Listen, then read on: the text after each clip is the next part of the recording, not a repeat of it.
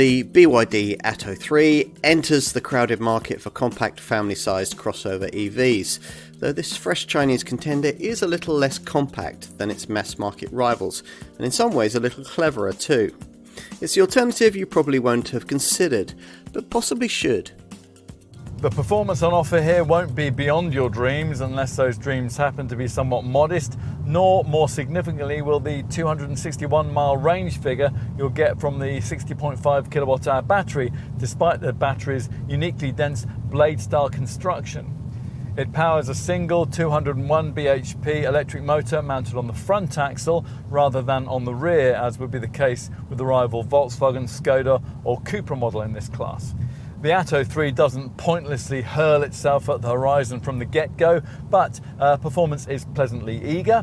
There are 3 drive modes, Eco, Normal and Sport, with not a huge amount of difference between them, but you will of course need Sport if you're going to achieve the quoted 7.3 second 0 to 62 miles an hour time. That's about a second faster than comparable Kia Niro EV or Skoda Enyaq iV60 models.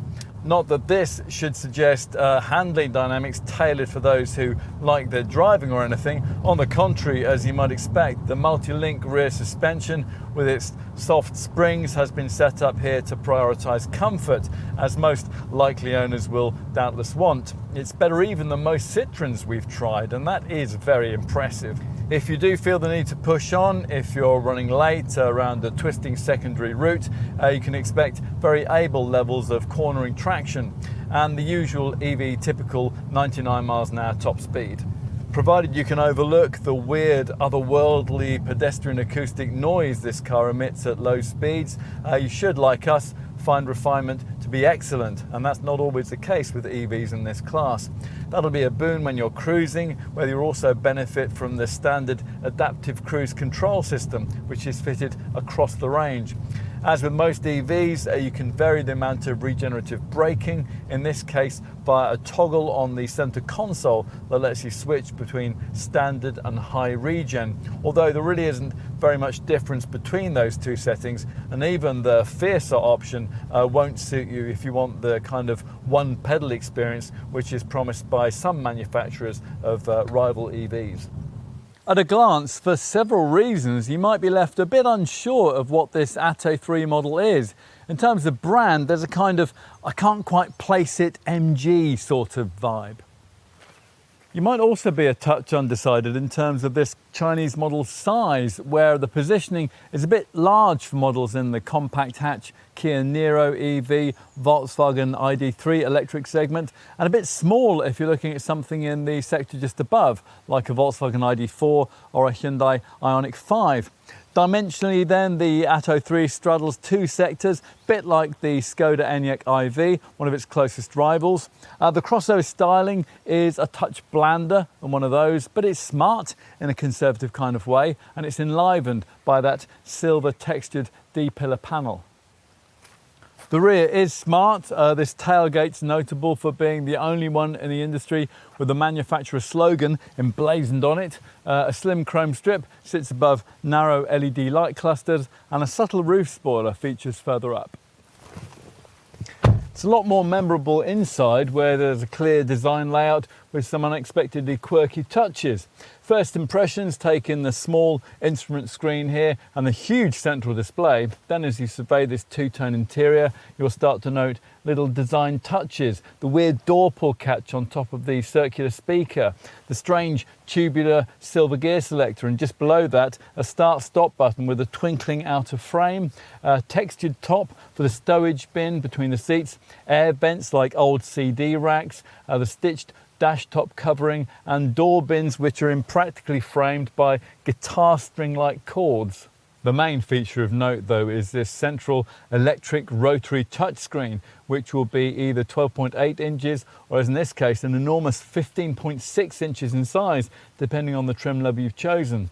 Strangely, it can rotate to display in either landscape or portrait formats via a push of a provided steering wheel button. BYD thinks it's safer to use the landscape screen for media functions and the portrait screen for the sat-nav. The much smaller digital instrument screen has a much more restricted 5-inch space to show its information, but it's pretty clearly laid out. Let's take a look in the back. Rear legroom here is good, even by the impressive EV class standard, and there's a flat floor, although this bench here doesn't slide or recline. The headroom is a little restricted by this standard panoramic glass roof, but you could fit 3 folk across the back seat here if you had to, more easily than you could with most rivals. You do pay for that rear seat legroom a bit with boot space. You only get this powered tailgate with this top design level of trim. And when it eventually rises, a 440 litre space is revealed. That's 35 litres less than the slightly smaller Kia Niro EV. If you push forward the 60/40 split backrest, there's 1,338 litres of space available here. You'd think that BYD, building, designing and owning this car's entire set of EV drivetrain components, and that includes the battery and the semiconductors, would allow the company to make the Atto 3 the first car in this segment to offer a truly modern 800 volt electrical architecture that's capable of allowing charging with the new breed of ultra rapid DC public chargers. This is something that we've already seen with the only slightly larger Hyundai Ioniq 5, but no, it's the same conventional 400 volt setup that everyone else uses. Added to that, the entry model only gets it with a feeble 7 kilowatt onboard charger. From mid-spec comfort trim upwards, a proper 11 kilowatt charging unit comes included, which, when it's connected to a public 150 kilowatt DC charger, allows the Atto 3 to be charged to a modest maximum of 88 kilowatts. At that speed, a 30 to 80% boost takes 29 minutes. An AC charge from a home 7 kilowatt wall box takes 9 hours and 42 minutes from empty to full. If you've avoided base trim and you can use an 11 kilowatt 3-phase charger, that figure falls to 6.5 hours. You can schedule charging via a smart charging section of the central screen. So yet another option to add to your list if you're seeking a compact but family-shaped crossover-style EV. We're surprised that BYD hasn't priced the Atto 3 a touch lower to give customers more reason to switch from an established brand. But there's no doubt that you do get an awful lot for what you're paying here. And that includes a greater slice of interior tech than you might expect at this price point. Interestingly, BYD, which wasn't even making cars until 20 years ago, describes itself as a technology company rather than a car brand, which shows itself here with this model's uniquely dense blade battery and its standard heat pump. So there's more to this Atto 3 than meets the eye. BYD certainly has big plans for it and for the UK. The company already owns 95% of our electric bus market. It probably produces a battery in your smartphone or your laptop. And in future, it wants to sell you your car too. Maybe not this one, but it's well worth a look.